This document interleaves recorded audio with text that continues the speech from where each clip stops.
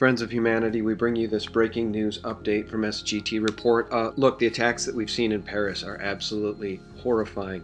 You know, there are a couple of fundamental things that need to be asked every time there's an attack like this. Number one, who is being blamed? Number two, how quickly does the official story come together? And number three, who benefits? Now, we know that ISIS is backed by Western governments. We know that ISIS in Syria is funded and backed by the Pentagon and by Western powers. We know that in the past, events like these that we've seen on 7/7 with the London bombings were contrived events.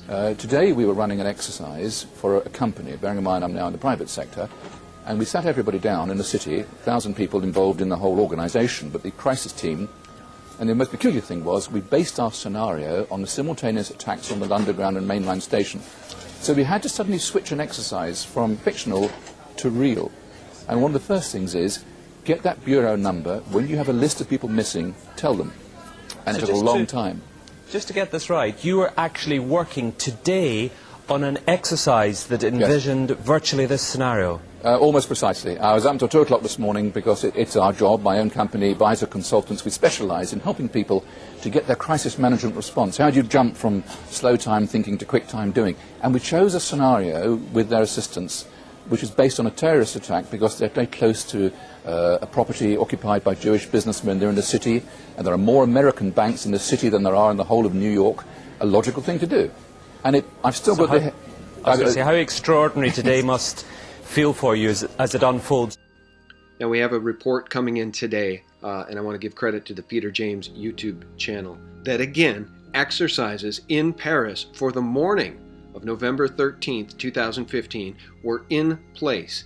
Paris Emergency Room Dr. Patrick Pelot, who according to MockingbirdMediaTime.com was ironically also a Charlie Hebdo survivor, what are the chances, who's said to be among the first responders in this latest terror attack. In his own words, there was a multiple site attack exercise planned on the very morning of Friday the 13th.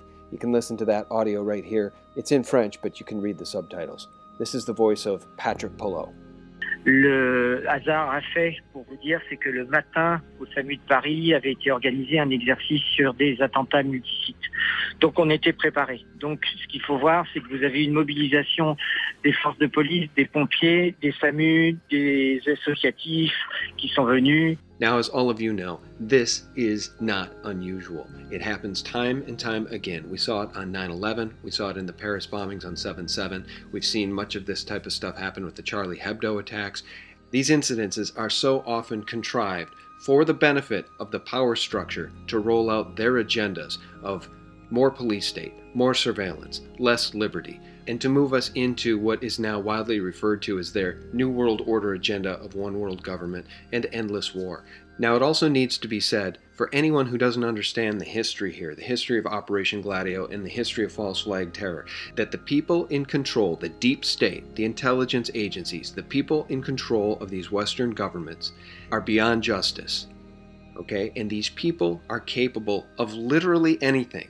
We saw it on 9/11. We know about the art students that were in the World Trade Centers and had full run of those buildings in the 4 years leading up to 9/11, some of them with close ties to the Mossad. And we know these intelligence agencies are capable of true horrors. If they could do what they did on 9/11, they're capable of anything. It's absolutely horrific. But if they'd contrived 9/11, and if they'd contrived 7/7, and they could contrive Operation Gladio, they are capable of anything. And I want to leave you with Ephesians 6:12 because it's so important, and this is from the King James Bible. For we wrestle not against flesh and blood, but against principalities, against powers, against the rulers of the darkness of this world, against spiritual wickedness in high places. I just saw the new James Bond movie, Spectre, and it's really all laid out there. Now, Spectre in the new James Bond movie is the global criminal organization against which Bond fights in that movie. And that's essentially what we have. This new world order, this deep state, this global octopus, which is moving us towards this prison planet, this hell on earth, is like Spectre. They operate behind the scenes. They manipulate events.